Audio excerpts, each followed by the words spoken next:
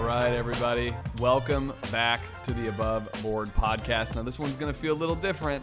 As we wrap up 2025, I wanted to hit pause and do something that we don't typically do enough, which is look back. Because I went through the 2025 episodes and I realized that we published over 30 episodes this year, and that's cool. And I was kind of inspired by this whole like Spotify Wrapped or like recap for the year thing that I had been seeing this past month. So I wanted to do our own version of that.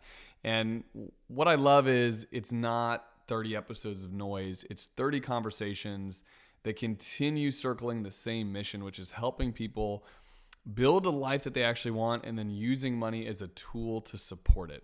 So if you've been with us this year, first, I want to say thank you. Truly, like you keep us motivated to recording these. And if you're newer here, this episode is a cheat code. It's basically going to be like the best of 2025 and a roadmap for where we're headed in 2026. And this year, I feel like we landed on two main things. One was financial clarity. We talked about planning. We talked about the markets. We talked about retirement.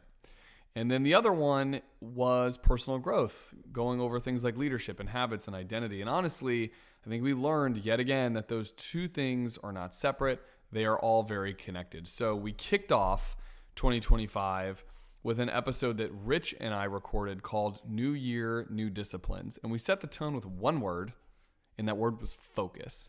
And then we followed that up with one of the most impactful conversations of the year and possibly of like ever on the podcast, which was with the famous Mitch Matthews, where he talked about what he calls the everything, everywhere fallacy. That's the title of the episode as well. That's episode 147 if you'd like to go back and have a listen.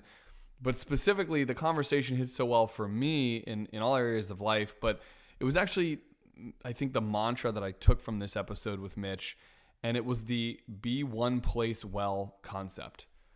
Like, we all suffer from this. When I'm at work, I'm thinking about being with my family and my kids. When I'm with my kids, I'm thinking about that work thing that I have to do. It does not serve you well to physically be in one place and mentally in another. And the be one place well mentality continues to help serve me on setting like better filters for like things that I say yes to and for what I think deserves my time, energy, and attention. Now, Q2 kind of took that idea and we leaned in even more into it. This is where we spend time on the Let Them theory by Mel Robbins. And for me personally, this was like one of my favorite stretches of the year. And the idea is simple, but it's not easy, as in most things we talk about on this podcast, I guess.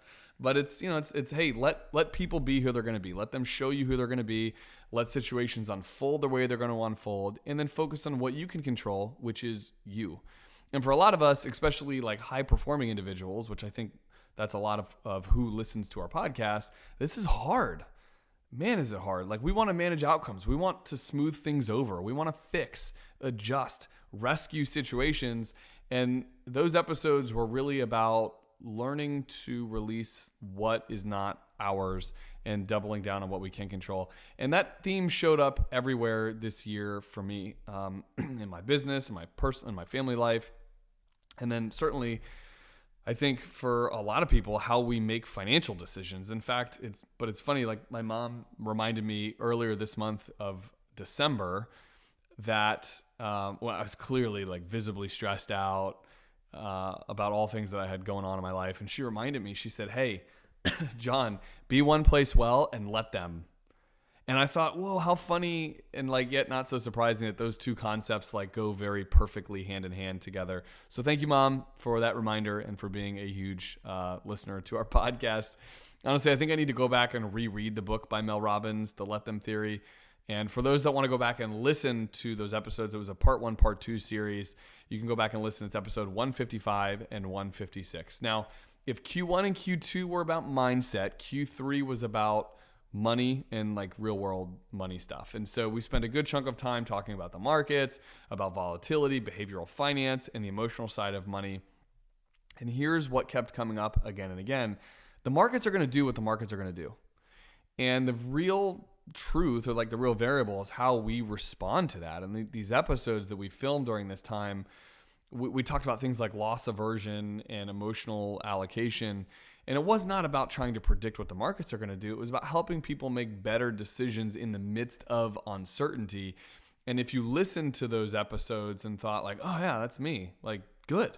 That awareness is what ultimately I think where, better outcomes begin. And so Q3 was really about separating that noise from our own actions. And specifically, I think you'd go back, if you went back and listened, that you would enjoy episode 162. It's called Loss Aversion, Why Losing Hurts More Than Winning Feels Good, which was a really interesting one. And so as we sort of round out and we head into where we are right now, which is Q4, that tone shifted again, and then it became all about people and purpose. And we had a ton of guests conversations on the show where we talked about identity and fulfillment and meaning. We had Brian Ahern for the third time on the podcast. Thanks, Brian. We had Shelley Howard, Eliana Goldstein, Judy Belmont, and more. But I want to specifically call out Brandon Hatcher. That conversation I had with Brandon was around purpose and the idea that your passion does not retire just because you someday retire. And I thought it was a perfect way to close out the year. And it was actually our last episode 174, because it ties everything together so nicely. Our money matters. What the markets do does matter, and planning matters, but none of that exists in a vacuum. It's about what are you working towards, what are you moving away from, and who are you becoming along the way. And those are some of the conversations that we worked through together. And Brandon actually is someone that you're going to be hearing from more in 2026.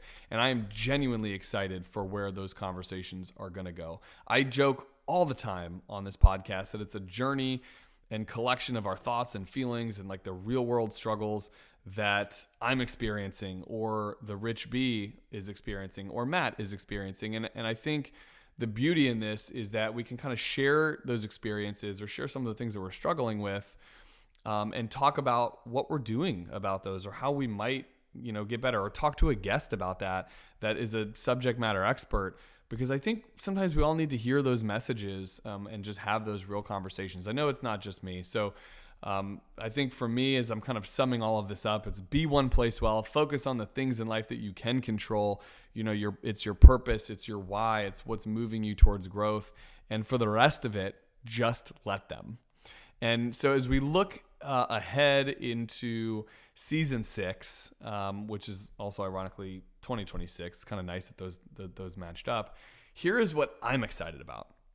We're going to have more conversations like the ones that we had this year. We're going to have more guest voices who challenge us how we think about things, and we're going to get more practical and have some real life planning stuff. Our focus is not just to help you build wealth, but build confidence and some momentum that ultimately, helps shape us into being better versions of ourselves.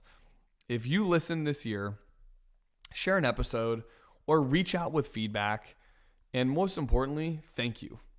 This podcast exists because of you. You're the motivation that continues to create these conversations. And so on behalf of myself, on behalf of Rich and Matt and the rest of the team that helps put this podcast together, like Raina Fitzgerald, thank you all for joining this conversation with us. And I am so excited to see what 2026 has in store. See ya.